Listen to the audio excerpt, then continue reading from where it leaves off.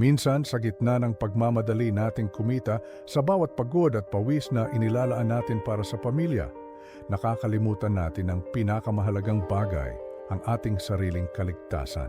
Ito ang kwento ni Ramon, isang construction worker na nakatagpo ng isang paalala sa paraang hindi niya inaasahan. Sa tuktok ng isang ginagawang gusali, abala si Ramon sa pagtatrabaho. Habang nagpupukpok, bigla siyang nakarinig ng isang malalim at malagong boses. Kasabay nito, isang malaking anino ang tumakip sa sikat ng araw. Pagtingala niya, nakita niya ang isang kapre, malaking malaki, nakaupo sa isang bakal at humihit-hit ng tabako. Nagulat si Ramon, halos mabitawan ang martilyo.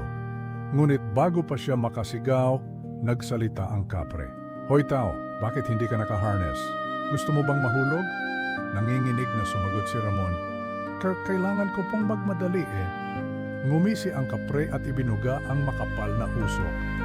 "Kung ayaw mong mahulog," sabi nito, "ako na lang ang babagsak para sa iyo." Sa isang iglap, tila nawala ng balans ang kapre at nagkunwaring mahuhulog. Sa takot ni Ramon, napakapit siya ng mahigpit. Ang eksenang ito ay parang katang-isip lang, pero ang panganib na kinaharap ni Ramon ay tunay na nangyayari araw-araw. Sa kasaysayan, libo-libong manggagawa na ang nasaktan o nawalan ng buhay dahil sa kakulangan ng proteksyon sa trabaho. Ang mga aksidenteng ito ay hindi lang numero sa statistika. Ito ay mga kwento ng pangarap na naputol at pamilyang naulila. Ang mga multo ng nakaraan ay paalala ng ating mga pagkakamali at ng mga aral na dapat nating matutunan. Madalas, ang mga nilalang sa ating alamat tulad ng kapre ay kinatatakutan.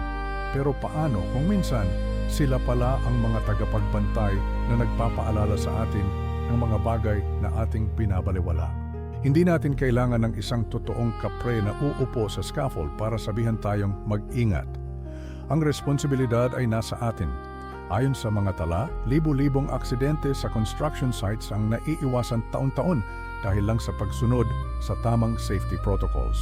Ang pagsusuot ng helmet, harness, at iba pang protective gear ay hindi abala. Ito ay isang pangako sa ating sarili at sa ating mga mahal sa buhay na uuwi tayong ligtas at buo. Sa tunay na buhay, ang ating kaligtasan ay nasa ating mga kamay. Ang kwento ni Ramon at ng kapre ay nagsisilbing salamin ng ating responsibilidad.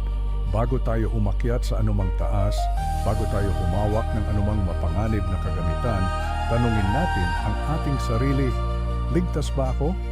Dahil ang pinakamahalagang proyektong kailangan nating tapusin ay ang makauwi sa ating pamilya. Maraming salamat sa panonood. Kung may natutunan ka sa kwentong ito, huwag kalimutang i-like ang video at mag-subscribe para sa higit pang mga makabuluhang paalala. Mag-ingat po tayong lahat.